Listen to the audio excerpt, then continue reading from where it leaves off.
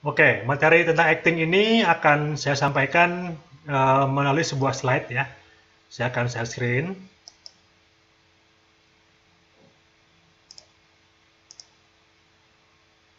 Udah kelihatan?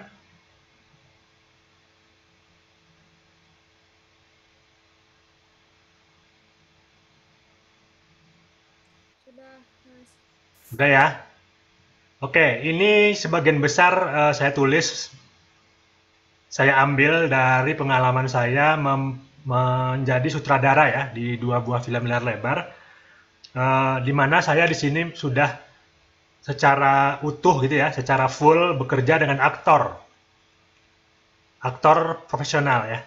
Berbeda dengan film-film pendek, eh, sebagian besar film-film pendek saya memang menggunakan aktor amatiran, ya. Boleh dibilang sebagian besar malah mungkin bukan aktor ya. Jadi itu mungkin teman-teman aja gitu, teman-teman yang kita casting, kemudian eh, pemain-pemain yang memang apa ya, belajar gitu ya, baru belajar sebagai pemain, atau malah baru pertama kali main di sebuah proyek film gitu. Jadi di film pendek saya membuka kesempatan untuk bekerja dengan berbagai macam karakter. Nah, berbeda ketika sudah menggarap film layar lebar, di mana kita sudah berhadapan dengan industri ya, kita sudah masuk dalam sebuah industri, kita mau tidak mau harus mengikuti standar industri, di mana para pemain yang berakting di film kita adalah para aktor. Walaupun karena saya membuat film anak ya, film keluarga, masih ada beberapa komponen atau beberapa karakter aktor yang memang mau nggak mau ya harus menggunakan pemain baru gitu. Misalnya di film Ikro masih ada aktor anak, ya di sini sebagian besar ya. Kalau anak-anak nggak bisa kita bilang aktor juga sebenarnya sih, karena mereka masih anak-anak.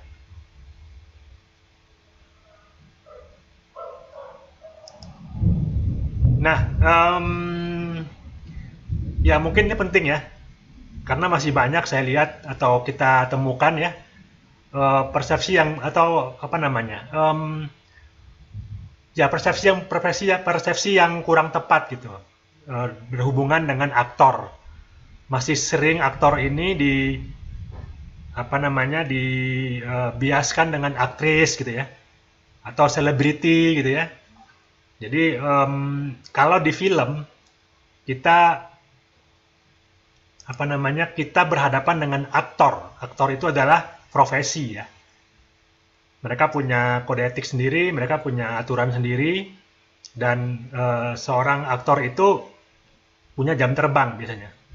Jadi berbeda dengan misalnya kalau kita melihat pemain-pemain muda ya, pemain-pemain sinetron atau pemain-pemain yang memang mungkin backgroundnya tidak dari sekolah acting, itu biasanya banyak pertimbangan lain gitu yang membuat mereka terpilih menjadi pemain dalam sebuah apakah itu film, apakah itu sinetron, mungkin ada faktor lain yang dinilai oleh produser. Jadi di Indonesia karena memang sekolah acting atau aktor belum terlalu ketat ya, artinya masih banyak orang masuk ke industri film bukan dari background sekolah acting gitu ya, maksudnya aktor ya. Banyak aktor yang muncul itu boleh boleh dibilang hanya mengandalkan popularitas saja, ya. Bukan dilihat dari kapasitasnya ya, bukan dilihat dari track recordnya. Jadi banyak yang dilihat karena punya potensi pasar, dia punya followers yang banyak, dia punya mungkin apa ya tampilan fisik yang menarik gitu ya, ganteng, Indo misalnya. Nah itu pertimbangan-pertimbangan di Indonesia masih seperti itu. Padahal acting kan tidak seperti itu ya. Aktor itu bukan masalah kita good looking atau enggak gitu.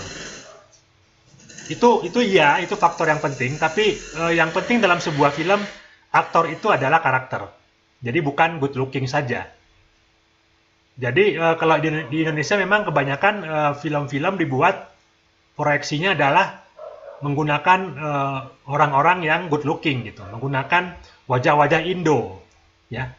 Di sinetron seperti itu kebanyakan, walaupun tidak salah, Tapi yang esensi sebenarnya aktor itu adalah profesi. Jadi kita sebaiknya orientasinya adalah kapasitas ya, kemampuan orang itu sebagai seorang aktor. Karena acting itu berkembang. Tidak mungkin seorang aktor itu hanya memerankan karakter yang sama terus gitu. Aktor-aktor yang berhasil adalah aktor-aktor yang memerankan banyak karakter, memerankan berbagai macam tantangan-tantangan acting ya.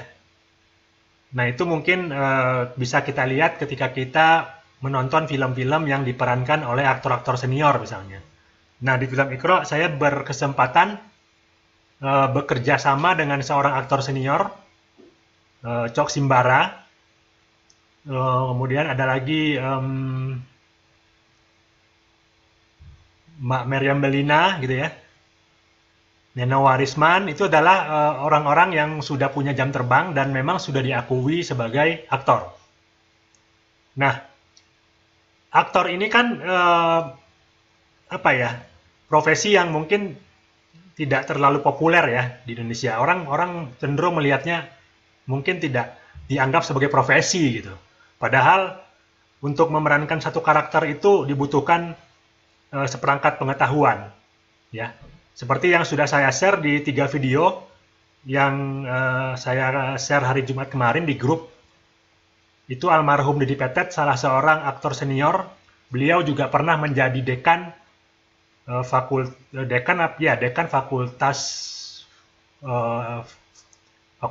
film ya di IKJ, dan beliau punya sekolah acting. Dari materi yang 3 video pendek itu kita bisa lihat bahwa aktor ini penting banget gitu dalam sebuah film. Bahkan kalau kita bicara film ya kita bicara aktor gitu.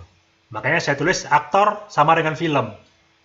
Ada nggak orang nonton film tapi cuma lihat settingnya aja gitu? Nggak kan? Pasti ceritanya kan yang dan cerita itu dibawakan oleh aktor. Makanya kalau kita nonton film, kita bisa menguji kok. Berapa menit kita akan lanjut atau kita akan skip. Kita akan lihat dulu dari bagaimana acting dari aktornya. Kalau actingnya udah kelihatan, wah ini nggak pas nih. Ini miscast nih. Biasanya kita akan, udahlah, skip aja deh gitu. Cari film lain gitu. Tapi kalau di bioskop kan jarang ya ada orang nonton film habis itu langsung keluar gitu ya, jarang. Walaupun ada gitu. Tapi biasanya kita kalau di bioskop mungkin udahlah. Kalaupun nggak bagus kita bisa menyamankan diri di bioskop gitu ya dengan AC-nya, dengan kursi empuknya gitu ya. Tapi kalau kita nonton di TV, kita nonton di YouTube misalnya, ya udahlah kalau jelek kita skip aja gitu. Tapi kalau saya nonton film, ketika actingnya bagus, actingnya masuk gitu ya, actingnya dapat, saya susah gitu untuk berhenti nonton gitu karena sudah terpikat dengan actingnya. Dan acting itulah salah satu yang membuat kita bisa bertahan untuk menonton sebuah tayangan. Dan karena dia memainkan emosi ya, acting itu sesuatu yang memang manusiawi ya. Tidak sesuatu yang selama ini kita anggap acting itu sama dengan pura-pura misalnya. Acting itu cuma main-main.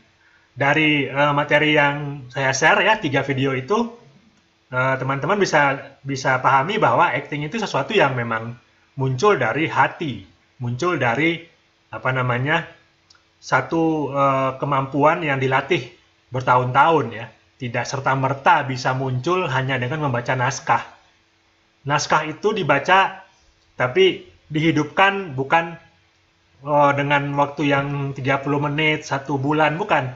Naskah itu bisa hidup karena si aktornya sudah punya jam terbang. Jadi tidak mungkin seorang aktor dikasih waktu 30 menit, dikasih waktu 1 jam bisa langsung masuk ke karakter tanpa dia punya kemampuan atau punya pengalaman tadi ya, pengalaman sebagai seorang aktor gitu ya. Jadi ini penting ya, ini penting buat teman-teman sadari bahwa ketika kita memilih film sebagai media untuk berkomunikasi, kita tidak bisa mengabaikan faktor aktor ini.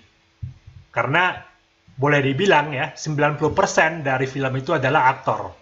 setting, kemudian apapun lah yang ada yang tampak di layar itu 10% aja yang di luar aktor, sisanya adalah aktor. Jadi kalau kita punya film, kita pakai 2-3 pemain, satu aktornya bagus, satu lagi jelek, itu tetap aja sih jadi problem. Jadi memang nggak mungkin kita misalnya hanya memilih satu aktor misalnya, atau 2 aktor gitu, kemudian mengabaikan yang lain. Nggak bisa, tetap itu satu paket.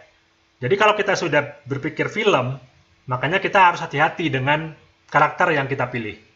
Karena semuanya harus bagus ya. Jadi nggak mungkin kita misalnya hanya pakai satu aktor aja gitu.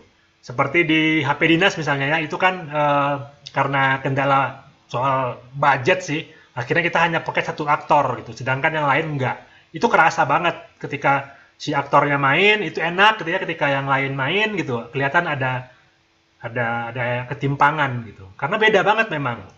Pemain yang sudah berpengalaman, pemain yang sudah punya jam terbang, pemain yang sudah apa ya, punya banyak referensi acting gitu ya, berbeda banget dengan pemain baru. Dan itu ketika digabungkan di sebuah cerita itu bisa kelihatan. Makanya tidak banyak film-film Indonesia yang dibuat sekarang-sekarang ini ya, yang bisa kita nikmati actingnya. Berbeda kalau misalnya teman-teman sempat nonton film-film yang diproduksi mungkin zaman Teguh Karya misalnya, atau zamannya Asro Sani ya, itu Naga Bonar misalnya ya. Naga Bonar itu nyaris nggak ada masalah dengan acting lah. Hampir semua pemain utamanya ya, Deddy Mizwar, Nurul Arifin, kemudian ada yang si Bujang, itu hampir semuanya actingnya rata lah ya.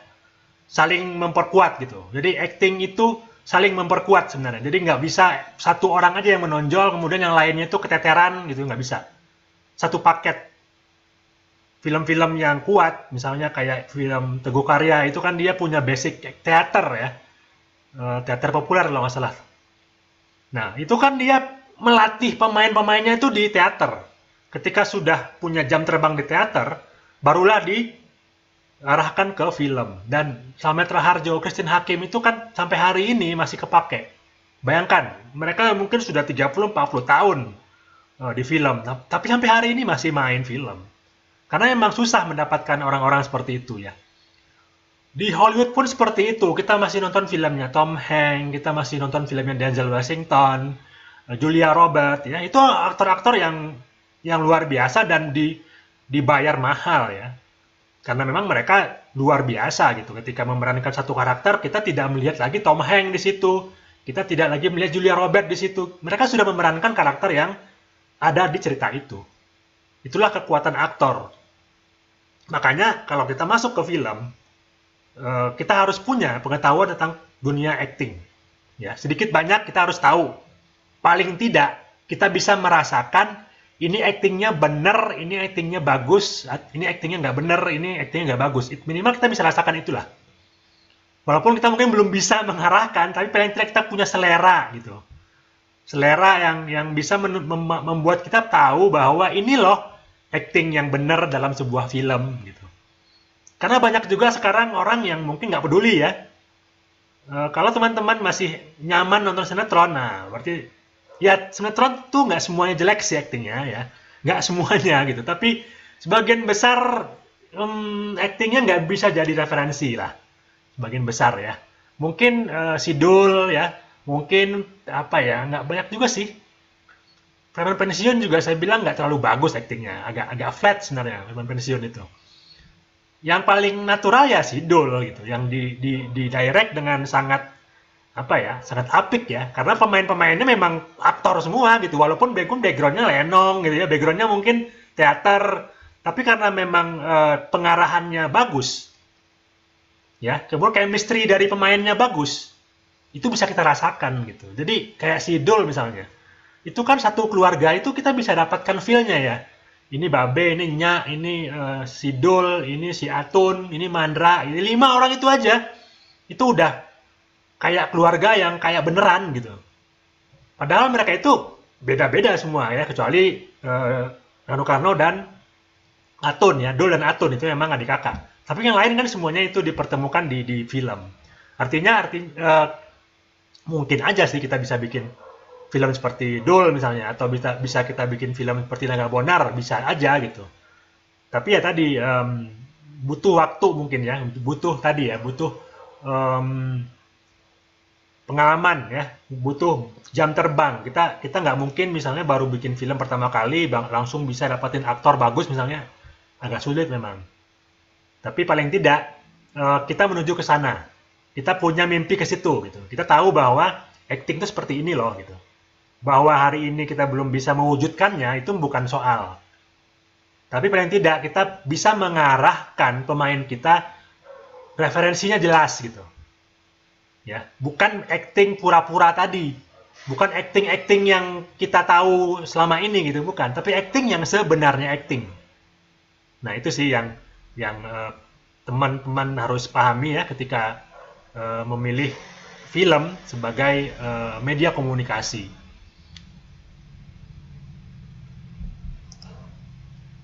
Ya, tadi saya juga sudah tegaskan tentang acting itu bukan bohongan, acting adalah kebenaran, kemudian acting itu bukan action ya, tapi itu adalah reaksi. Jadi ketika seorang aktor membaca skrip itu dia punya punya apa ya? Punya semacam proses dalam dirinya gitu. Dia akan berproses. Kemudian dia akan apa namanya? Mencoba menerjemahkan itu dalam satu rangkaian acting gitu. Tapi itu sebenarnya ada satu proses dalam dirinya gitu. Jadi bukan sekedar bagaimana sutradara mengarahkan, tapi seorang aktor biasanya dia punya interpretasi sendiri dan dia punya kemampuan untuk menampilkan itu sesuai dengan kapasitas dia. Nah,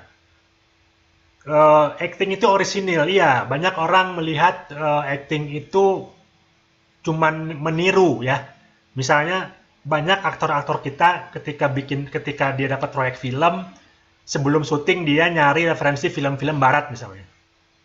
Banyak tuh orang Indonesia tuh cari referensi film-film barat gitu. Padahal barat itu kan actingnya beda dengan acting orang Indonesia gitu. Karena ya orang Indonesia ya harus berakting seperti orang Indonesia. Kalau kita bikin film Indonesia ya berarti kita harus memunculkan orang Indonesia. Ketika kita bikin film Indonesia, kita harus memunculkan karakter Indonesia gitu. Nah, karakter Indonesia seperti apa? Disesuaikan lagi dengan ceritanya, settingnya. Ya, kalau setting di Jawa tahun 45 misalnya, gimana tuh manusia Jawa tahun 45? Berbeda dengan manusia Jawa tahun 75 misalnya, atau tahun 95. Makanya tadi harus ada satu pengetahuan dari seorang aktor dan filmmaker tentang bagaimana mewujudkan tadi ya acting yang orisinal tadi gitu. Karena memang luar biasa ya kalau kita gali sebenarnya sekolah acting itu punya ini sendiri gitu, punya disiplin ilmu sendiri yang itu butuh orang-orang yang memang profesional ya. Oke, sampai di sini dulu mungkin saya pengen feedback dari teman-teman. Sebelum lanjut ke materi tentang acting panggung dan acting film. Silakan. Mau berbagi aja Mas. Masih sorry tadi saya pakai satu lagi di pas dok pakai nama anak saya Rizky Ramdan. Nah, kebetulan saya dulu 90-an tuh pemain teater ya. Di teater sastra. Menjadi pemeran utama di Jampras. Waktu itu ada siapa Putu Wijaya yang lagi filmnya di sinetronnya lagi rame itu apa Bengkel Bapak. Waktu dia nonton kemudian dia minta saya untuk ikut sinetronnya dia tanpa casting gitu. Tapi kemudian ketika saya ketemu dia di Sunter ternyata yang dia butuhin ya memang saya punya kapasitas. Tapi kan yang dibutuhkan wajah good looking gitu, seperti itulah. Artinya nggak bisa Mas gitu loh. Jadi tuntutan sutradara maupun tuntutan produser itu adalah good looking itu. Jadi soal kapasitas itu nantilah belakangan gitu loh. Karena itu bisa dipoles. Itu yang pertama, catatan feedback saya. Yang kedua adalah saya punya teman sekarang dulu dia di MNC itu produksi film itu sampai sinetron sampai 100 atau 200 gitu ya. Kemudian sekarang lagi bikin film-film komersial buat swasta apa namanya? komersil yang iklan-iklan ya, yang 30 detik gitu. Nah, memang beda ya. Dan terakhir saya diminta Roma, bukan diminta, saya meminta Roma Irama untuk main dalam filmnya dia, atau sinetron. Ternyata dia hanya menempatkan saya kalau ada adegan perkosaan, dan selama ini belum ada adegan perkosaan. Itu aja apes ya, Mas. Ya, jangan maksud saya gini, nggak bisa nggak waktu kemarin Sultan Saladin Roma Irama 2 tahun lalu, yang film yang di puasa saya ketemu Mbak Siwi Indosiar sebagai direktur ya, udah dikenalin udah segala macam, Sultan Saladin udah siap-siap bawa kostum segala macam, tapi ternyata kayak main-main juga. Akhirnya saya nungguin di lokasi sampai seminggu, akhirnya saya tinggalin lah. Itu bukan memang bidang saya. Cuma maksud saya menganggap masih ada sisa-sisa saya yang bisa kemudian ketika Roma bikin film dakwah atau sinetron dakwah, itulah kenapa saya mau ikut dalam misalnya bikin peserta untuk film pendek ini. Karena apa? Nggak bisa nggak, dakwah yang paling mudah untuk bisa dilakukan itu adalah dakwah melalui film gitu loh. Even tuh 1 menit, 5 menit, atau mungkin dengan durasi panjang. Nah, itu yang saya komentar feedback buat kenapa di Indonesia itu nggak laku ya, yang kemudian yang punya kapasitas. Saya nggak yakin misalkan di KJ menghasilkan banyak aktor bagus segala macam, tapi yang diambil tuh ya tadi wajah, kalau nggak agak Korea-Koreaan dikit, ya Arab-Arab dikit, atau yang Indo dikit lah. Nah, itu yang pertama. Yang kedua, pertanyaan saya mau tanya soal gini. Kenapa sih harus pergi ke Hollywood gitu loh, aktor Prancis misalkan siapa? Kalau Prancis yang saya kenal kan yang di The Da Vinci Code itu kan orang-orang harus, kenapa harus, atau Jet Li kenapa harus ke sana, atau Bruce Lee termasuk Bruce Lee ya. Si ini satu siapa sudah bukan Cheng Kuanta ya. Siapa Drunken Master itu si Drunken Master Doni apa? Si Doni itu. Bukan, Drunken Master itu siapa yang namanya? Yang film The Police 1. Jet Li. Dia, bukan Mas, Jet Li kan tadi saya sebut. Pokoknya Jackie Chan. Kenapa harus ke sana gitu loh? Termasuk kalau Inggris kan akhirnya larinya ke India, kan harus ke Inggris kan, nggak perlu ke Amerika. Kenapa harus kan setting Amerika, film-film Hollywood itu kan happy ending gitu loh. Kenapa harus ke sana semua? Kenapa nggak ke seperti India kan ke Inggris? Dia mainnya di Inggris karena jajahan Inggris ya. Tapi maksud saya kenapa harus ke sana gitu? Tadi Mas Iqbal bilang kan ya karakter beda, setting beda, kemudian wajah juga beda gitu. Mau dipaksain jadi bintang aktor laga pun ya nggak pas gitu loh. Wajahnya kan lucu gitu, orang Indonesia kan udah kulitnya coklat, lucu aja saya lihat. Nah, maksud saya bisa nggak misalkan, saya kan akhirnya gini, ketika 3 pekan atau 4 pekan sekarang ikut ini, saya kemarin mau ngambil film pendek saya yang sinetron yang saya siapin, film pendek yang saya siapin. Nggak perlu loh karakter-karakter yang seperti aktor di film pendek. Saya setuju itu. Saya ngelihat banyak orang yang ini bukan film dokumenter, tapi film pendek itu yang dibutuhkan ya cuma diarahkan sedikit. Dia harus natural. Kitanya harus pintar pada konsep pengembangan development itu, mencari karakternya yang sesuai. Jangan kemudian kita create, karena mereka bukan aktor beneran gitu loh. Kenapa nggak mensiasati itu? Karena gini, Mas Iqbal kan lihat kan, penonton saya berapa, subscriber saya berapa kan. Saya beralih dari framing Roma kepada framing, geser sedikit pada film pendek, tapi sedikit-sedikit saya masukkan cerita Roma misalkan. Nah, di situ saya lihat mau ngambil, ini orang latah, saya pakailah buat jadi antagonis sama yang ini orang yang biasa aja, tapi dari mukanya gaya sering tampil gitu, orang demam panggung gitu, orang pengen tampil mana-mana gaya. Itu saya kontraskan gitu dengan yang protagonis. Artinya gini, nggak perlu capek-capek kata kemarin Didi Petet harus membuat orang atau casting segala macam. Nggak perlu. Kalau bikin film pendek itu ya yang natural kita angkat, cuman kita bikin klimaksnya seperti apa kita baru ajarin. Tapi kalau kemudian tadi harus cari aktornya, satu biaya mahal, yang kedua juga yang nggak dapet gitu loh. Kata Didi Petet, rasanya itu ngapain harus dirubah saya bantu film Watchdog ya waktu 2014 waktu dia ngambilin gambar Roma, saya dapat detail dari situ. Nonton di bioskop, yang diambil satu film dokumenter betul. Yang kedua, ketika dia bicara, dia petani, diajak ngobrol tentang pertanian, kemudian dia karakter petani dia pergi ke sawah, ya memang utuh gitu, apa namanya, rasanya dapat, bukan Marlon Brando suruh pergi ke sawah, ya walaupun gimana juga saya udah berpikir Marlon Brando atau Robert De Niro gitu kan, kesayangan saya gitu kan, favorit saya, ya nggak dapat. Walaupun aktor sekelas Robert De Niro sama petani beneran itu kan nggak tereduksi gitu loh Mas. Itu sebagai bahan diskusi aja kali, bermanfaat buat teman-teman yang memang sinetron atau teater, tapi udah 30 tahun Mas, 20 tahun nggak pernah tampil lagi. Terima kasih Mas.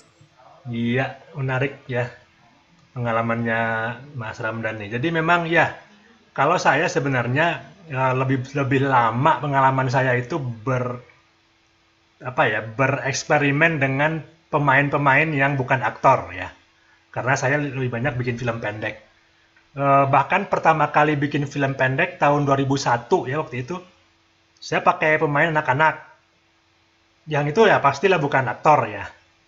Ya udah gitu. Intinya tadi bagaimana kita bisa mengkomunikasikan maksud kita ke anak-anak dan bagaimana kita bisa memberikan ruang ekspresi ke dia gitu. Karena nature-nya tuh setiap orang tuh bisa berakting. Problemnya adalah sejauh mana kita bisa membuat satu iklim ya, atmosfer lah mungkin ya, atmosfer kerja atau atmosfer berkegiatan ketika membuat film itu membuat orang bisa nyaman sih. Karena problem pemula atau problem aktor amatir dengan profesional adalah lebih banyak adalah grogi depan kamera itu ya sih. Setelah dia selesai dengan itu, dia akan mengalir, dia akan bisa bermain. Nah ya, sebenarnya itu sih bedanya aktor profesional. Dia udah nggak ada lagi di depan kamera, dia udah nggak ada lagi masalah dengan lampu, tidak ada masalah lagi dengan misalnya hiruk pikuk di belakang layar gitu ya. Dia udah paham itu. Problem di amatir adalah itu. Ada yang ketika kita ngobrol-ngobrol tuh aktingnya jago banget tuh. Ketika kamera datang, keringat dingin dia langsung. Nggak bisa ngomong. Ada yang seperti itu. Karena memang problemnya ya itu. Nah, sebenarnya bagaimana mengakali itu gitu. Nah, saya juga dulu di film pendek banyak banget mencari aktor itu ya langsung orangnya gitu. Misalnya ketika saya mau mencari pemeran guru, ya udah saya castingnya guru-guru di sekolah. Saya mau pemainnya Pak Lurah, cara langsung aja cari di kantor kelurahan misalnya kayak gitu. Jadi memang nggak selamanya kita harus pakai aktor gitu. Tapi memang kalau di industri tadi ya menjawab pertanyaan tentang kenapa sih aktor-aktor itu larinya ke Hollywood, itu pertimbangannya bukan lagi pertimbangan keaktoran ya. Itu pertimbangannya udah lebih ke komersil sebenarnya. Jadi kenapa misalnya Jackie Chan, kemudian sekarang ada Iko Uwais ya. Iko Uwais sekarang juga banyak main di film-film di Hollywood. Itu pertimbangannya bukan karena Iko Uwais itu tidak ada orang seperti itu. Ada. Mungkin banyak yang lebih ganteng dari Iko Uwais, tapi mungkin mereka tidak punya kemampuannya gitu. Jadi yang dinilai mungkin lebih ke skill-nya, skill bela dirinya, atau lebih ke pasarnya. Jadi Hollywood ingin memperluas pasar ke Cina misalnya, dan investor film itu sebagian dari Cina misalnya. Ya udah, ada klausa untuk memasukkan aktor dari Tiongkok misalnya, atau film Prancis kerjasama dengan investor Prancis dan Hollywood, ya udah pakai aktor dari Prancis. Jadi itu mungkin lebih banyak pertimbangan bisnis ya, bukan faktor keaktoran. Kalau kita bicara aktor, teman saya yang pernah di Hollywood ya, dia cerita gini, untuk film kuliahan aja, ini film kuliahan ya, film anak kuliahan, itu ketika anak kuliahan itu bikin casting, itu yang daftar rame banget. Dan itu mereka nggak dibayar. Dan itu aktor semua. Artinya, di Hollywood itu memang ada sekolah aktor gitu. Sekolah acting. Jadi mereka memang industrinya udah jalan. Jadi mereka tuh punya stok, ya mungkin ribuan, ratusan ribu mungkin aktor gitu ya. Jadi mereka nggak ada masalah dengan aktor sebenarnya. Di kita problem karena kita nggak punya sekolah acting yang benar di Indonesia ini. Jadi nggak banyak ya sekolah acting kita yang akhirnya pemain film kita ya itu lagi gitu. Karena memang ketika kita casting yang datang itu lagi. Dan yang datang itu kebanyakan bukan aktor ya. Ini sorry banget. Jadi yang datang itu biasanya model gitu. Yang tadi good looking itu gitu. Jadi dia emang agak aneh nih. Saya bikin casting untuk film, yang datang malah model gitu. Saya nggak butuh model gitu. Saya butuh aktor. Tapi yang datang seperti itu karena emang nggak banyak juga yang kemudian mau jadi aktor ya. Anak-anak muda sekarang siapa sih yang mau belajar acting? Mereka nggak penting itu. Yang penting saya punya followers. Saya punya di IG saya udah ada tuh sekian juta orang, ngapain saya sekolah acting? Nggak penting. Yang penting saya bisa menarik penonton. Jadi banyak banget sekarang pemain-pemain film yang muda-muda ya. Itu mereka bilang ngapain saya sekolah acting?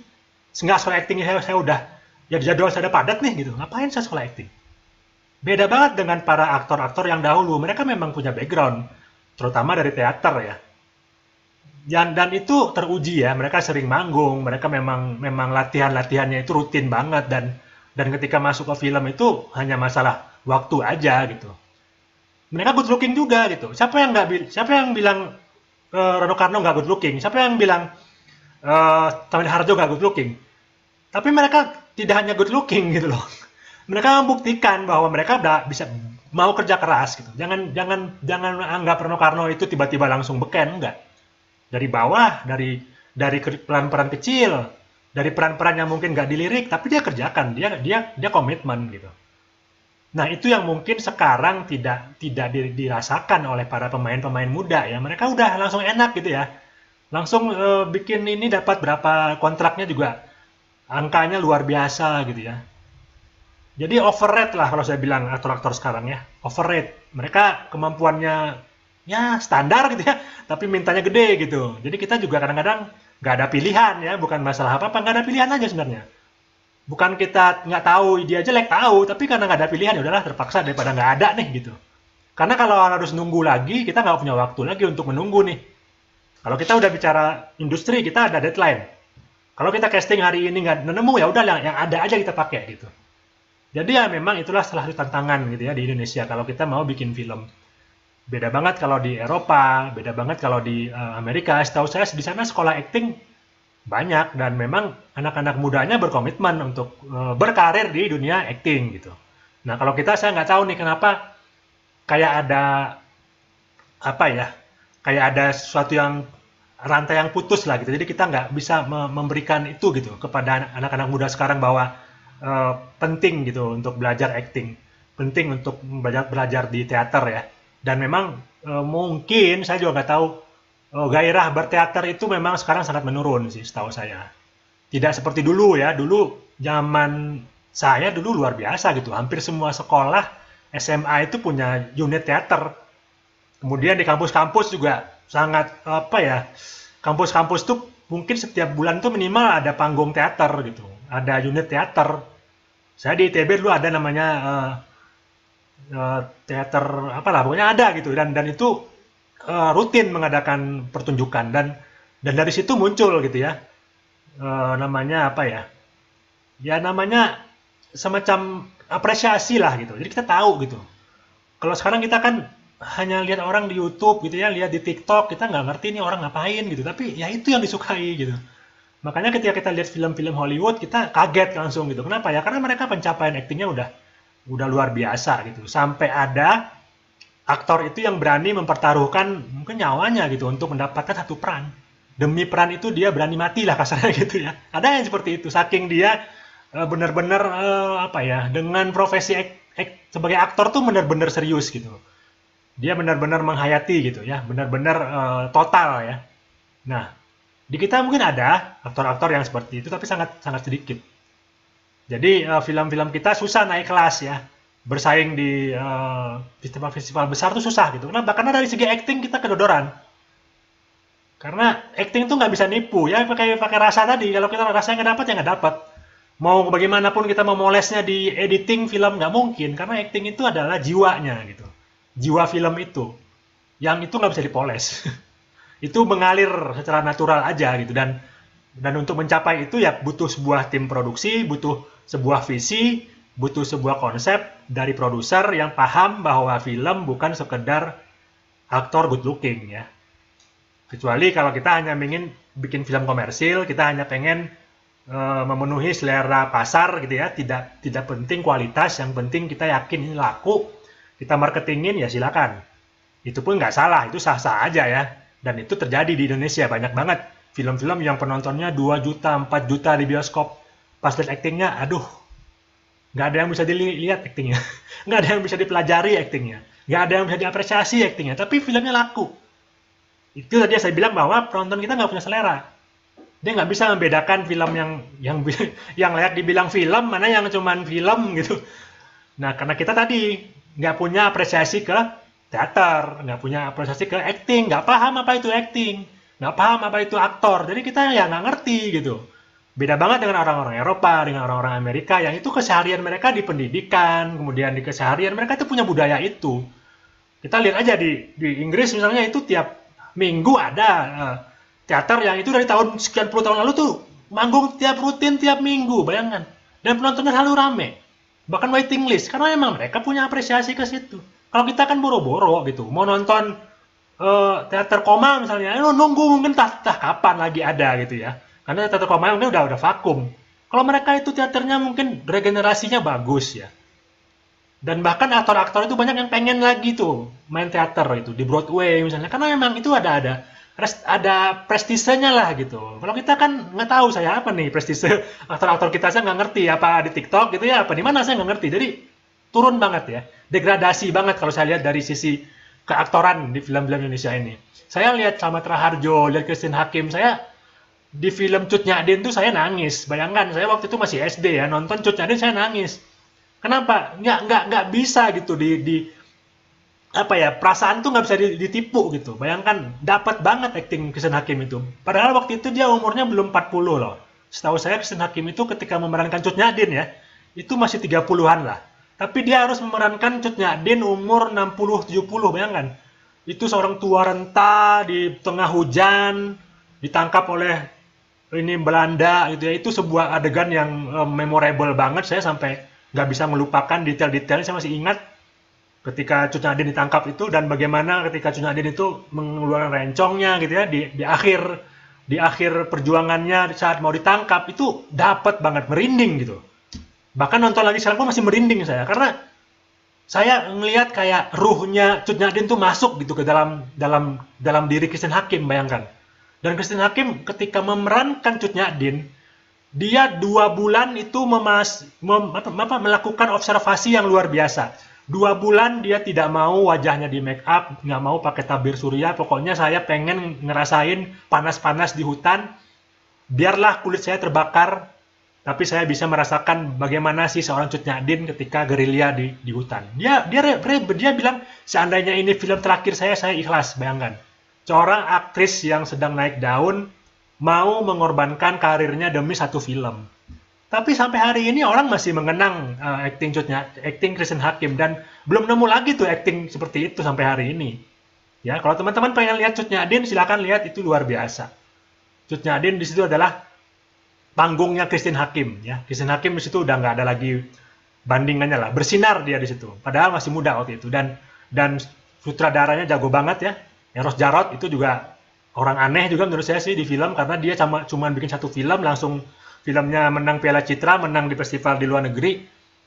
Padahal dia bukan seperti abangnya ya. Kalau abangnya kan Slamet Raharjo kan memang orang film, dia orang politik juga, dia juga bikin lagu juga. Tapi Eros Jarot ini ketika satu kali bikin Cut Nyak Din langsung filmnya keren banget dan bisa membuat acting yang luar biasa gitu. Nah ini yang saya harapkan bisa muncul ya dari teman-teman, punya visi ke situ gitu. Kita punya visi bahwa kita pengen bikin film yang orang bisa mengenang film itu, orang bisa mengingat film itu 30-40 tahun lagi misalnya. Jadi harus bikin sebuah masterpiece lah. Sayang gitu, kita udah ngeluarin duit misalnya untuk sebuah karya, tapi ya hanya untuk dilupakan ya, hanya untuk diketawain misalnya, nggak gitulah ya. Jadi saya harapkan teman-teman punya mimpi yang tinggi gitu untuk bisa berkarya di film.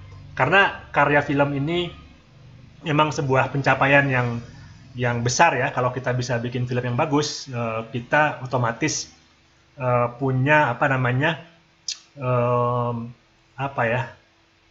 kemampuan lah untuk bisa tadi ya merangkum sebegitu banyak ya disiplin-disiplin ilmu.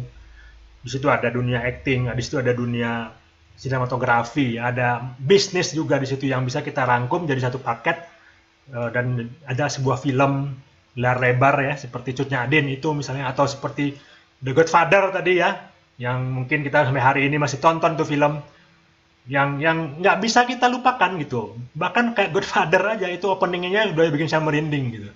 Cuman ngomong doang gitu, orang ngomong, kameranya cuman gitu aja, tapi kita udah bisa ngerasain gitu.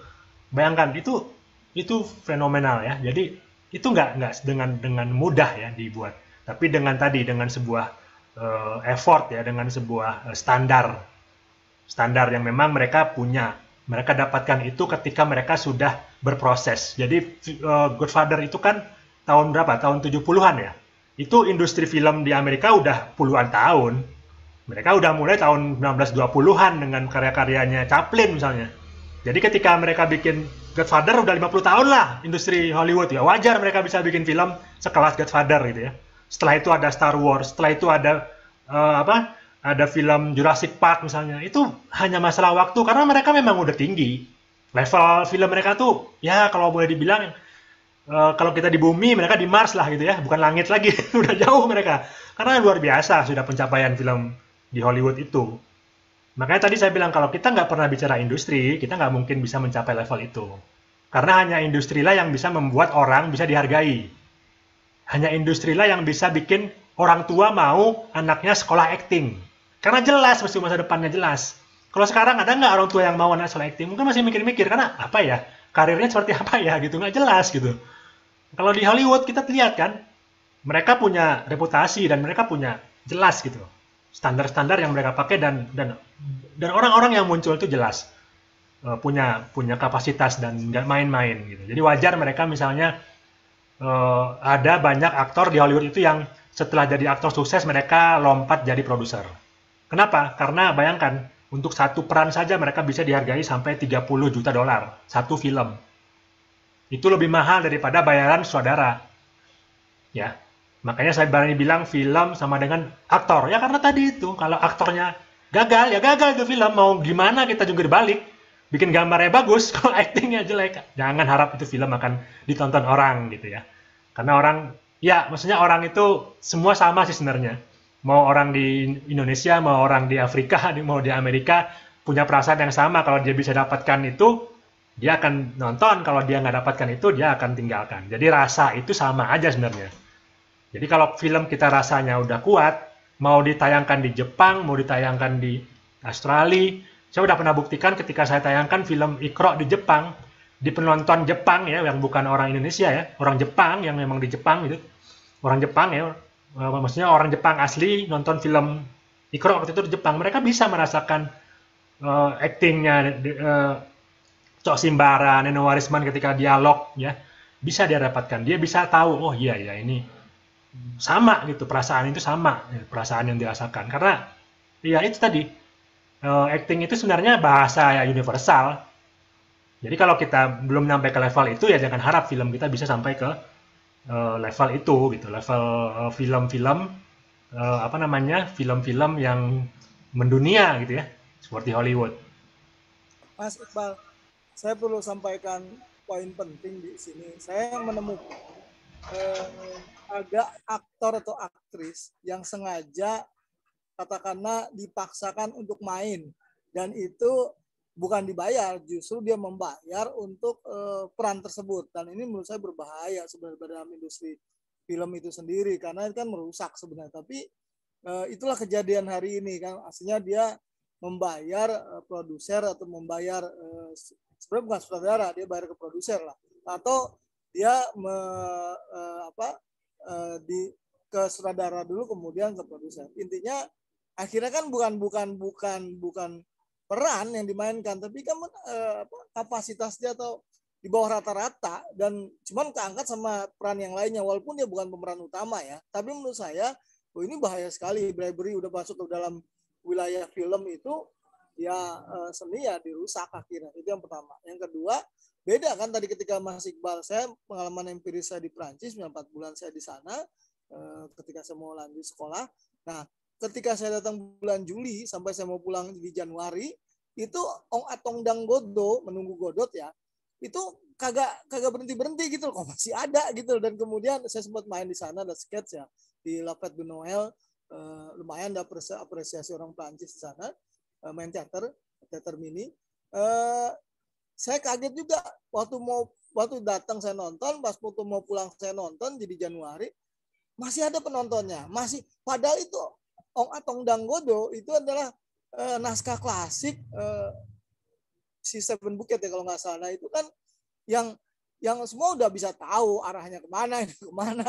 Saya nggak perlu ngerti bahasa Prancis beneran, tapi udah tahu dia ngomongnya apa kira-kira gitu kan. Nah, yang terakhir terkait dengan aktor hari ini, kalau aktor hari ini kemudian dia tahu, dia punya kesadaran bahwa tadi kan Mas Iqbal, semua pemain itu adalah semua orang adalah pemain, dan itu saya kutipan dari Judith Butler ya, ketika dia bicara mengcounter Epping Goldman ya terkait dengan backstage dan front stage ya, yang kemudian dikutip juga oleh Annemarie Moll dalam antropologi medicine itu. Nah, saya setuju Mas, tapi subjek yang punya kesadaran, subjek yang mengatakan objek itu menjadi penting, dan ini yang tidak terjadi di sini gitu loh. Artinya pemain atau aktor di Barat atau di Prancis sana, dia menyadari persis dia subjek gitu, tapi plus di sana dia menjadi objek, dan dia punya kesadaran untuk kemudian dia subjek yang menjadi objek. Itu aja Mas, mungkin agak filosofis, tapi menurut saya itu poin penting yang membedakan dengan dunia keaktoran atau aktrisan di Indonesia. Itu Mas catatan saya, makasih. Ya, terima kasih Mas. Ya benar. Bahkan di Amerika gitu ya, setahu saya tuh masih ada bioskop-bioskop tua yang dipertahankan, dan itu yang ditayangkan adalah film-film lama, dan itu penontonnya selalu ada. Jadi kalau kita kan bioskop sekarang udah digital semua ya rata-rata. Di Amerika tuh masih ada bioskop pakai proyektor ya, pakai pita gitu, dan film yang diputar pun film-film lama. Jadi kita masih bisa lah nonton misalnya film-film tahun-tahun lama gitu ya, yang nggak tayang lagi bahkan di platform pun nggak tayang, tapi kita bisa nontonnya di bioskop karena tadi itu masih ada pasarnya. Nah, kalau kita kan sekarang susah ya mau nonton film lama, mungkin nyarinya di YouTube gitu dengan kondisi film yang udah jelek, misalnya suara nggak terlalu jelas. Nah, jadi memang banyak banget lah PR kita sebenarnya kalau kita mau meningkatkan tadi ya perfilman di Indonesia ini, bagaimana orang bisa mengapresiasi karya aja masih susah gitu. Saya mau nonton film Teguh Karya aja susah gitu. Harus ke Cinematheque juga harus bikin jadwal dulu, harus gini dulu gitu. Dan nontonnya pun nggak nyaman gitu ya, karena hanya nonton di sebuah ruangan. Bisa nggak kita nonton misalnya film-film Teguh Karya tapi dalam kondisi di dalam bioskop misalnya, jadi nyaman gitu. Nggak ada tuh yang bikin ke situ, karena memang mungkin dianggap belum ada pasarnya. Tapi kalau di luar, kita masih bisa tonton film-film yang dibuat tahun 70, 80 di bioskop, dan bioskopnya pun masih bioskop dengan standar lama ya. Itu sedikit tambahan aja sih, bahwa penting banget mengapresiasi tadi ya, sehingga kita tuh bisa mewariskan standar tadi ke generasi berikutnya. Jadi di kita tuh banyak banget yang memang tidak terwariskan dengan benar gitu ya, sehingga banyak yang missing link tadi ya, dunia keaktoran kita juga gitu ya. Saya juga ngobrol dengan banyak aktor sama itu keluhannya, betapa kita itu kehilangan rasa tadi gitu ya, hanya melihat film dari sisi ya filmnya ada apa gitu ya, tapi rasanya itu nggak seperti dulu lah gitu. Mungkin itu sih satu hal yang pengen saya garis bawahi tadi terkait acting. Oke, lanjut dulu ya. Tadi saya sudah singgung sedikit apa sih bedanya acting film dan panggung. Jadi ini penting karena sebenarnya kalau kita lihat akar acting film ya dari panggung sih. Cuman tidak selamanya apa yang di panggung itu bisa dimunculkan di film. Buat teman-teman yang pernah berteater paham lah ini. Jadi ketika kita masuk ke panggung ya, itu satu bentuk yang berbeda banget dengan ketika kita nonton film. Secara teknis sudah jelas ya, kalau film itu dibuat, kalau panggung ya itu ditampilkan. ditampilkan ya udah, nggak mungkin tiba-tiba ada cut di situ, nggak ada gitu. Di panggung nggak ada cut. Cut itu waktu latihan, tapi ketika aktor bermain di panggung nggak ada lagi, sutradara udah nggak bisa apa-apa lah. Dia cuma bisa di belakang layar. Jadi beda banget ya tantangan seorang aktor panggung dengan seorang aktor film. Kalau aktor panggung dia nggak bisa mengulang adegan. Waktu latihan masih bisa, tapi ketika dia udah tampil ya udah gitu, apa adanya aja. Makanya kalau kita lihat gitu ya kualitas aktor-aktor kita ya, kita bisa rasakan lah siapa yang memang punya basic teater, siapa yang enggak. Dari mana? Dari vokalnya aja. Saya bisa mendengar ya ketika saya syuting itu kan saya pakai headphone ya, saya bisa mendengar gitu. Kalau saya mendengar seorang aktor bicara itu clear banget. Tapi ketika yang muncul itu pemain gitu ya, pemain yang bukan aktor itu kadang-kadang suaranya rada-rada ya gitu deh. Nggak bulat gitu suaranya itu. Kenapa? Mungkin dia kurang berlatih gitu. Kurang berlatih vokal. Jadi vokalnya itu belum bulat, belum kuat gitu. Ketika seorang aktor itu punya vokal yang benar-benar tadi ya artikulasinya, intonasinya itu harus tepat. Dan itu tadi, itu buah dari sebuah latihan. Dan orang-orang yang punya background panggung itu luar biasa latihannya. Jadi nggak mungkin bisa menghasilkan vokal yang prima seperti itu hanya dengan modal tadi ya, baca skrip. Nggak ada hubungannya gitu. Skrip itu nggak ada hubungannya dengan tadi ya, dengan kemampuan seorang aktor. Skrip itu kan yang ditulis, sedangkan aktor itu adalah orangnya gitu ya. Modalnya ya itu modalnya aktor ya dirinya itu gitu. Selama seorang aktor itu tidak melatih dirinya, ya dia tidak akan bisa jadi aktor yang besar. Dan semua aktor besar pasti dia punya semacam rutinitas yang itu sudah puluhan tahun dia lakukan gitu ya. Dan itu sebuah keniscayaan lah, nggak mungkin ada aktor yang malas-malesan, tiba-tiba aktingnya bagus, tuh nggak mungkin. Jadi semua aktor pasti orang-orang yang disiplin, yang punya waktu-waktu latihan yang panjang. Dan vokal tadi ya, ketika kita bicara vokal, kalau aktor film ya karena tadi ya dibantu dengan alat ya dia nggak butuh vokal yang terlalu bagus katanya, tapi nggak juga sih. Saya malah bilang nggak juga gitu. Ketika saya coba dengarkan ya kelihatan gitu, belang gitu. Ketika aktor yang beneran ngomong tuh, waduh suaranya tuh mantep gitu. Ketika aktor yang bukan beneran pemain gitu ya gitu suaranya agak-agak kurang enak aja. Jadi dari vokal aja tuh udah bisa dibedakan ya. Tapi yang jelas kalau kita bikin film, ya kita memang nggak harus teriak-teriak sih. Beda banget kalau misalnya di panggung ya suara harus benar-benar jelas ya, keras, lantang gitu. Tapi kalau di film kita sesuaikan gitu. Kalau kita harus berbisik ya berbisik. Tapi berbisik pun kalau vokalnya bagus itu, aduh, dengarannya itu enak gitu di telinga itu.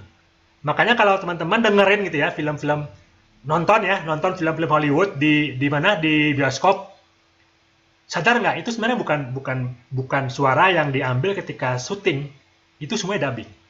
Jadi kalau teman-teman nonton film Hollywood itu semuanya 100% dubbing, makanya suaranya bisa clear karena diolah lagi di studio. Jadi ketika syuting itu mereka cuman ya udah ngomong aja, suaranya nggak direkam itu, karena nanti suara pun direkam hanya untuk gayet ketika dubbing. Makanya suara-suara di film-film Hollywood itu bisa clear karena itu diolah lagi di studio. Jadi aktor-aktor Hollywood itu udah jauh dubbing gitu. Beda sama kita. Kalau kita kan karena mau cepet nih, ya udahlah rekam suara langsung ketika syuting, nggak sempet lagi diedit. Ya udahlah masukin aja, ya udah karena suaranya nggak jelas. Silahkan teman-teman bandingkan ya. Kalau membedakan film Hollywood dengan film Indonesia itu yang paling kerasa banget itu adalah di sisi audionya. Audio kita tuh cenderung flat lah. Tapi kalau nonton film Hollywood, waduh itu suara itu benar-benar diolah dan kita bisa ngerasain detail-detail yang nggak kita temukan di film Indonesia karena emang benar-benar diolah.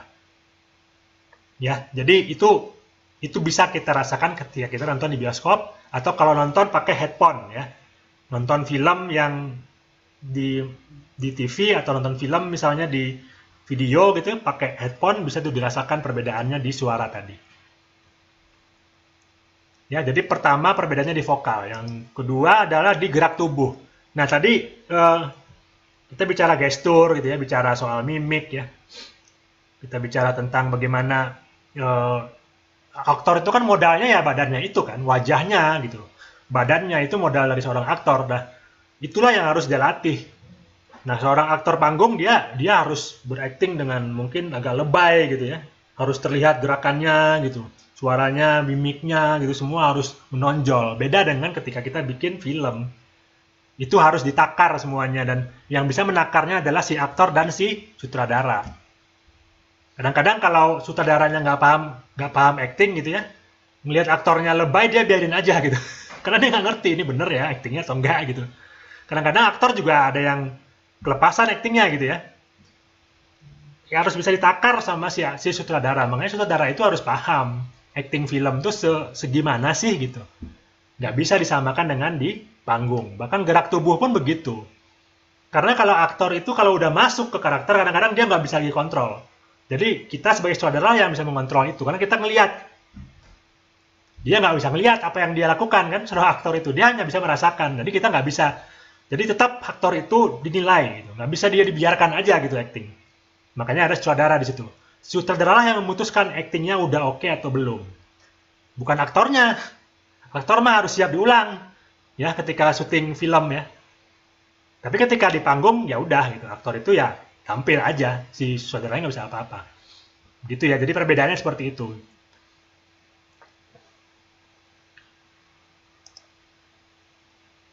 Ya, yang ketiga tentang ekspresi dan mimik ya. Karena kita bicara film, kita bicara kamera ya. Kalau di panggung kita nggak ada kamera, kita tonton apa yang ada di depan kita gitu. Kita nggak bisa menge-zoom tiba-tiba gitu kalau di panggung. Tapi kalau di film, kita bisa meng-close up. Kita bisa hanya nampilin wajahnya aja gitu. Kita hanya bisa menampilkan tangannya aja gitu. Tapi kalau kita lihat di panggung, kita nggak bisa. Di panggung kita lihat ya satu panggung itu gitu. Kecuali kalau kita pakai teropong misalnya, ya itu lain cara gitu. Tapi yang real kita lihat adalah yang di panggung itu. Jadi terbatas lah. Makanya menakar tadi ya, itu adalah tugas dari sutradara. Dia bisa menakar mimik, ya ekspresi yang wajar, lirikan mata yang wajar itu seperti apa sih? Gerakan mulut yang wajar, misalnya untuk seorang yang sedang makan itu seperti apa sih gitu? Karena kalau orang makan di panggung dengan orang makan di film pasti beda tuh gerakan mulutnya. Seperti apa tuh gerakannya gitu. Nah itu yang dirasa oleh si sutradara gitu. Makanya kita harus tahu. Makanya kita harus nonton teater, kita harus nonton film, itu bisa membedakan. Jangan sampai kita lihat aktor kita berakting seperti di panggung gitu ya, untuk film kita biarin aja gitu.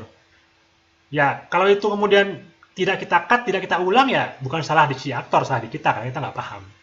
Nggak paham perbedaan itu gitu. Jadi si aktor ya gimana kita sebagai sutradara, jadi kita tetap harus bisa memberikan arahan ke si aktor. Walaupun aktornya mungkin udah top banget nih, tetap kita yang mutusin. Belum seperti ini yang saya harapkan. Saya butuh yang seperti ini. Saya pengen lebih begini ya. Itu saudara yang punya apa namanya? Punya rasa gitu ya, punya standar. Jadi selalu hasil akhir itu di sutradara ya. Aktor tetap di bawah kendali seorang sutradara.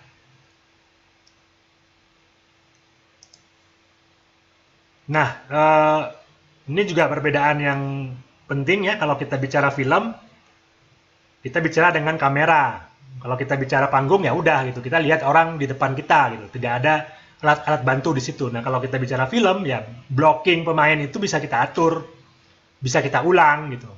Tapi kalau di panggung ya udah gitu, biarin aja si aktor. Makanya di film kita bisa banget lebih lebih kuat gitu ya pengadegan itu. Karena kita bisa merasakan ini kayaknya belum dapet deh. Kita bisa ulang lagi nih adegannya gitu. Kita bisa dapatkan yang lebih baik dengan misalnya mengubah sudut kamera misalnya. Itu aja udah suatu cara gitu untuk membuat tampilan yang berbeda, kesan yang berbeda ya. Jadi banyak banget sih sebenarnya yang bisa kita explore ya ketika kita bikin film. Kita bisa belajar tentang kamera, bagaimana menempatkan kamera, bagaimana tadi ya blocking pemain, bagaimana itu bisa berpengaruh ke penonton. Seperti contoh film Godfather tadi ya saya bahas, itu cuma lihatin satu orang ngomong menghadap ke arah kamera, itu openingnya seperti itu. Dan opening itulah yang orang kenang sampai hari ini, karena itu didapatkan dengan sebuah konsep gitu ya. Makanya kalau saudara-saudara yang besar itu mereka tuh udah bicara konsep, bukan bicara lagi gambar bagus. Mereka udah lulus lah, soal gambar bagus tuh udah lulus lah gitu. Tapi mereka bicara konsep. Apa nih yang mau disampaikan?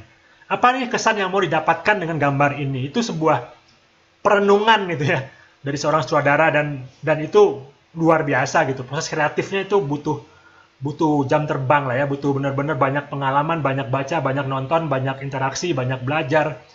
Jadi seorang Francis Ford Coppola gitu ya, ketika bikin Godfather itu dia sudah di posisi seorang sutradara berpengalaman gitu, bukan pemain baru gitu. Makanya dia punya pemain-pemain yang stoknya luar biasa, Marlon Brando, Al Pacino, itu orang-orang yang di zamannya itu sedang naik semua itu kelasnya. Jadi luar biasa ketika itu dimunculkan di sebuah film. Godfather itu boleh dibilang susah lah ya untuk dibikin lagi gitu. Karena bukan hanya masalah cerita, tapi juga masalah tadi ya, masih ada nggak aktornya itu yang bisa memerankan seperti itu gitu. Karena itu udah masanya memang waktu itu. Si Francis Ford Coppola beruntung gitu ya, masih ada Marlon Brando di situ, masih ada Al Pacino di situ gitu, yang menghidupkan karakter-karakter di Godfather itu gitu. Kemudian bagaimana itu dibungkus dengan sebuah konsep ya, kamera, kemudian sinematografi, acting tadi ya. Itu tadi yang saya bilang, film itu adalah seni, film itu adalah rasa yang dikomunikasikan gitu, bukan sekedar skill, bukan sekedar kita punya uang banyak nih kita bisa wujudkan ini, bukan hanya itu. Tapi bagaimana kita memahami tadi ya, penonton kita, bagaimana kita memahami acting ini adalah sebuah seni gitu ya, bukan sekedar orang bergerak gitu, orang berbicara, tapi ini adalah sebuah kerja seni ya, sebuah pencapaian tinggi gitu dari sebuah peradaban gitu. Jadi ini luar biasa gitu. Ketika kita bicara film, kita bicara sesuatu yang besar sebenarnya, tidak sesuatu yang biasa-biasa aja gitu. Nah, inilah yang perlu disadari oleh kita gitu ya, para pembuat film, harus terus belajar ya, harus terus belajar. Jangan pernah merasa kita itu sudah tahu, sudah bisa gitu, enggak. Jadi berbanyak aja referensi, cari film-film yang bagus gitu. Cari film-film yang bagus, tonton gitu ya. Itu salah satu cara untuk bisa tadi ya mempelajari acting tadi. Terakhir, perbedaan acting di film dan panggung adalah di improvisasi ya. Nah, improvisasi itu adalah makanannya aktor panggung ya. Aktor panggung itu harus jago improve. Berbeda dengan aktor film. Aktor film itu harus taat skenario, karena di skenario itu semua udah diarahkan. Ada sutradara di situ yang akan memantau. Jadi tidak ada plus minusnya, misalnya lebih enak aktor panggung atau aktor film, enggak sebenarnya sih. Masing-masing punya tantangan sendiri-sendiri gitu ya. Intinya adalah kita bisa bedakan itu gitu. Kita bisa menakar ketika kita membuat film, berarti kita harus mendapatkan acting seorang aktor di film, bukan acting seorang aktor panggung. Walaupun orangnya sama, ya. Karena banyak juga aktor panggung yang kemudian menjadi aktor film. Begitu dari saya untuk hari ini tentang acting. Semoga bermanfaat. Silakan teman-teman yang mau diskusi.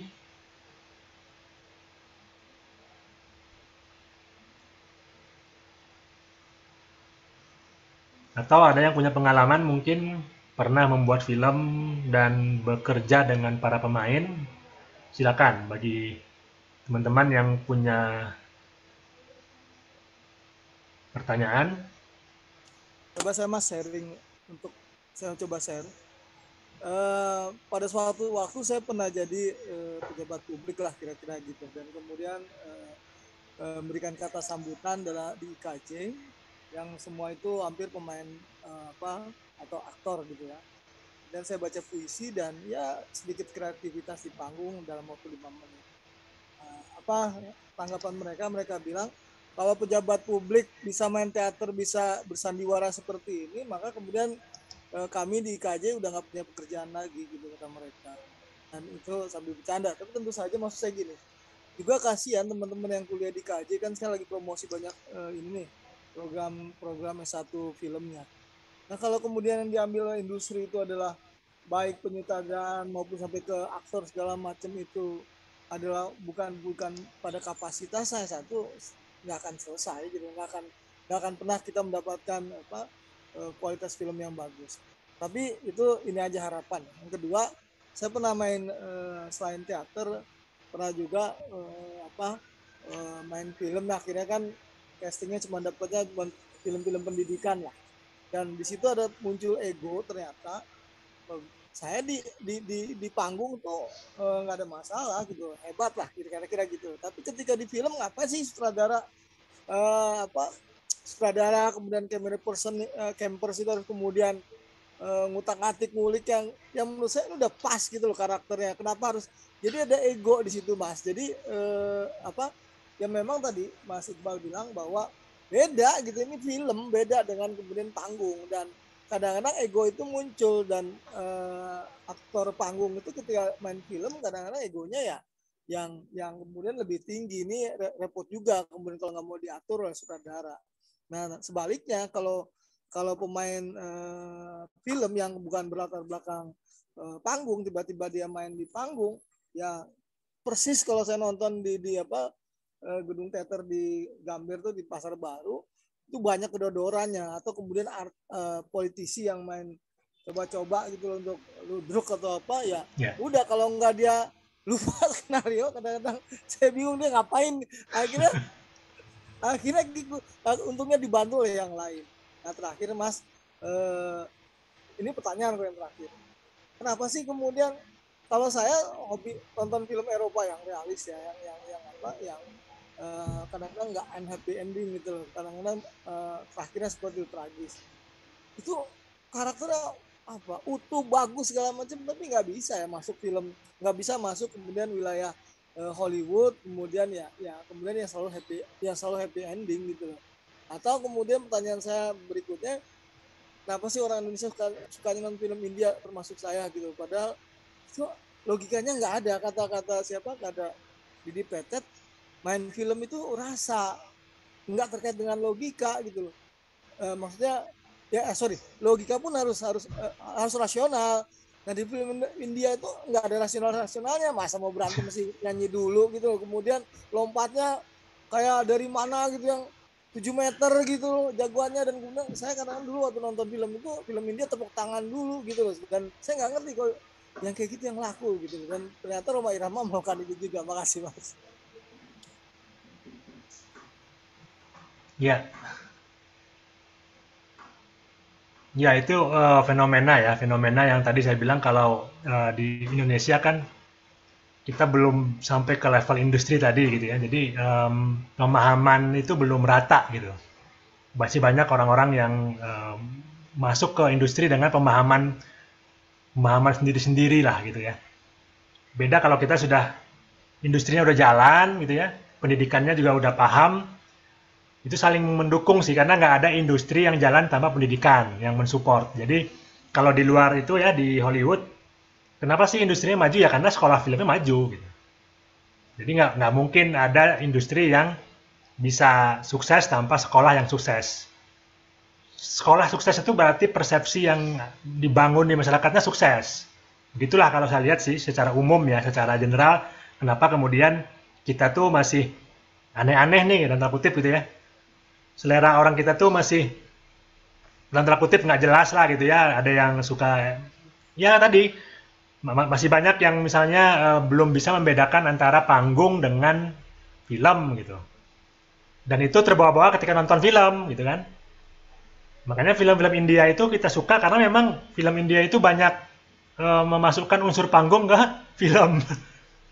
Dan itu kita nggak masalah gitu, karena kita memang mungkin karena tadi ya di edukasi itu nggak masalah gitu. Sedangkan kalau di luar ya di Eropa dan Amerika itu kan sudah beda lagi gitu kan, sudah beda lagi nih edukasinya. Jadi antara industri, persepsi, kemudian pendidikan itu adalah satu bangunan yang utuh lah gitu ya. Jadi kita nggak mungkin bicara film Indonesia tanpa bicara sekolah film dan tanpa bicara industri film. Jadi kita kalau saya ngobrol-ngobrol dengan orang-orang film sampai hari ini pun yang namanya Chan Parwes ya, itu produser film yang udah puluhan tahun bilang, Sampai hari ini pun belum ada itu industri film di Indonesia gitu. Karena emang belum terbentuk.